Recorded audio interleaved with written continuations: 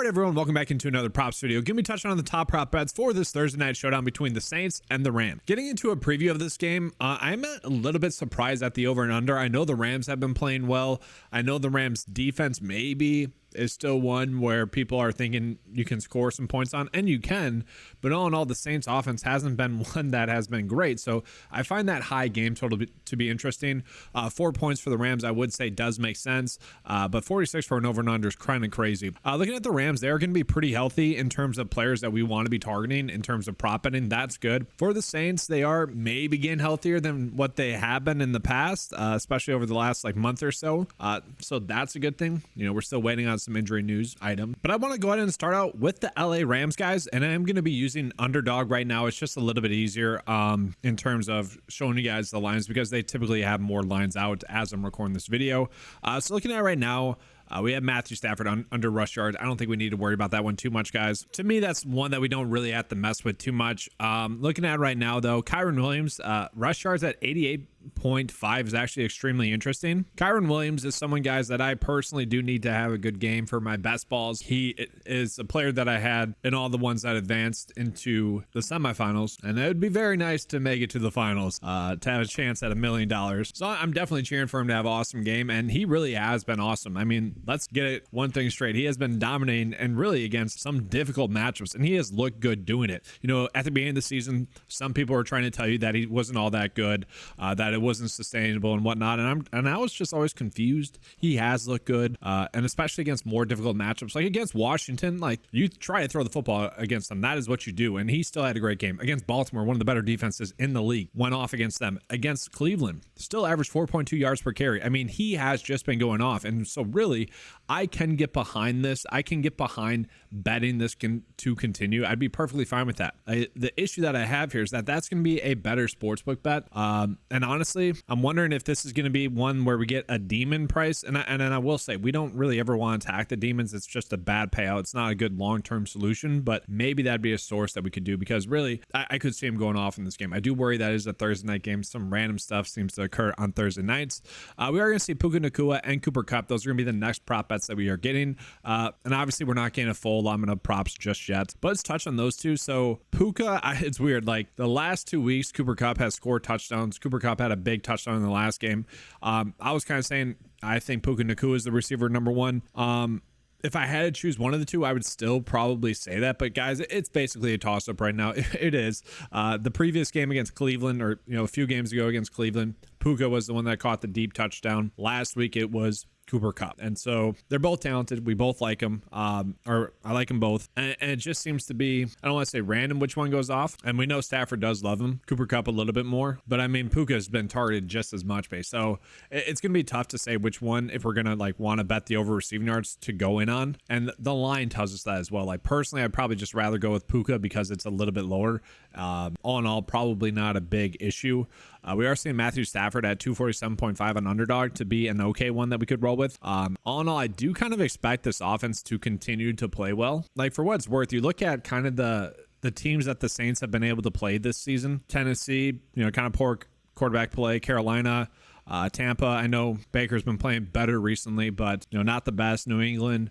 CJ Stroud has been playing better. Trevor Lawrence, okay. Colts, a little bit of mixed bag there. Chicago, not the best play. Atlanta, Detroit, Jared Goff not playing all too well. I don't know, you could make an argument that this offense right now, with how they're playing, this is going to be the best offense that they have faced, that Saints defense has faced. So, where we're seeing that the matchups are going to be 5th, 3rd, 6th, some of the more difficult ones, I do agree it is going to be a more difficult matchup. At the same time, this offense was productive against the two defenses that I say are better, Baltimore and Cleveland. And so I kind of expect them to still be able to produce points. And so I don't know. I kind of think the production that we have seen from Stafford, from Puka, from Cooper Kupp, from Kyren Williams is going to continue again this week. Now, again, we're not getting the most props here. I do want to flip and get into PrizePicks as well. Obviously, they have that weird stuff, the demon and whatnot props. We'll take a peek at those. I'll sort by demon real quick so you guys can see. Maybe if you want to do Matthew Stafford for over his passing yards, but not the best there. Only about a 41% chance for him to get over 299.5 passing yards. Definitely too thin. Goblin wise, let's see if we're getting anything great. Not really anything worthwhile, especially with how they shift the payouts, guys. That's not going to be worthwhile. So what we want to look at is going to be the standard. And so here we go. INT for Stafford is definitely interesting there. Again, we're not getting the most props just yet. Let's just prepare for kind of what we could get, like pass attempts for Stafford. I actually think that this could be down simply because I don't think the Saints are a good offense. I think the Rams should be able to handle the Saints offense. So I don't think they're going to be able to score that much. And I do think that the Rams are still going to be able to rush the football with Kyren Williams. And so all in all, that's like his pass attempts probably should be at like 32.5 in this game. Maybe 33. Let's just say 33 because that's kind of been the norm. That's kind of my expectation. Pass completions, probably 23 as well. He is getting a lot of short, easy dump offs as well as some downfield targets as well. So, I don't mind that. For Kyren, definitely been getting used in the passing game a lot more. That is nice to see. That kind of went away for a little bit, and now it's back. 6 targets, 5 targets, 4 targets, 7 targets. And so that is nice. I do think that they have been trying to manufacture touches his way. Matthew Stafford has been looking his way too in kind of weird spots, I would say. But all in all, we love to see that Stafford is looking at him. So I'm wondering where the line's going to come out to be. Like his receptions prop, I would put it at 3, really. So if it comes out in at 2.5, bet the over there. I'd say 3 because I do think the line is initially going to be coming in at 2.5, but like heavily favorited for the over. Thus, Underdog and PrizePicks will end up pushing that.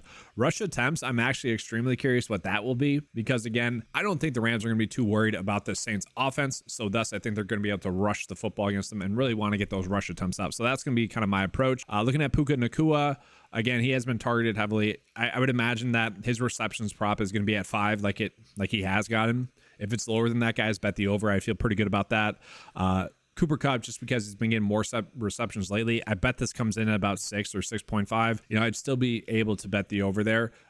We should have some correlated bets. And for what it's worth, Robinson is probably going to play a decent amount in this game like he has been recently, but Tutu Atwell is expected back, so tough to say what we can expect snap share wise. Let's go and get to the Saints, guys. The Saints I'm not going to really like this week just because that offense is kind of ugly. We are only getting Alvin Kamara props right now because he's the only one that's doing well. Again, this Rams defense is a little bit better than I think really people have realized, and also we just don't have that injury news that we are waiting on just yet. So like, Derek Carr is going to play. Chris Olave, we do need to get news on. I think he's going to play in this one. They kind of need him to play.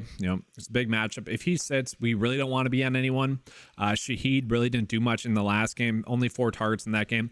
Actually, Johnson had his best game of the season, it seemed like, scoring a touchdown, where Taysom Hill also has worst one. Maybe he's someone we're looking at. But when we look at the team trends from last week, it was actually Foster Moreau getting the most snaps at tight end, which I found fascinating. But you can see they really spread out the snaps. He got only 57%. Bowden got 57%. Jamal Williams got 46% of the work. So that was kind of strange to me. I think we see a more kind of concentrated approach. I think we're going to see a little bit more of Alvin Kamara, maybe like 58%. And then I think we just need to get more of Chris Olave. And I would expect we do. I would expect Chris Olave to get targeted the most. But again, tough to say what we want to do for the rest of the Saints. And I get why they're not giving us many props just yet for the Saints because it's difficult to gauge. Now, Derek Carr, you would imagine he'd be able to have a good matchup or a good game in this matchup. Played pretty well in the last game against the Giants, but it's the Giants. Like, you're not too worried about that. They kind of pulled their starters in that one. This is going to be by far their most difficult matchup over the last really month. Detroit hadn't been playing well. Minnesota, was Minnesota, Kirk Cousins being out and whatnot. So yeah, it's definitely a more difficult match. I would say Derek Carr is going to have to throw the football a lot in this game because they're going to be playing from behind, and we haven't seen that. That could be an edge that we get because I do think the Rams are going to be playing with the lead.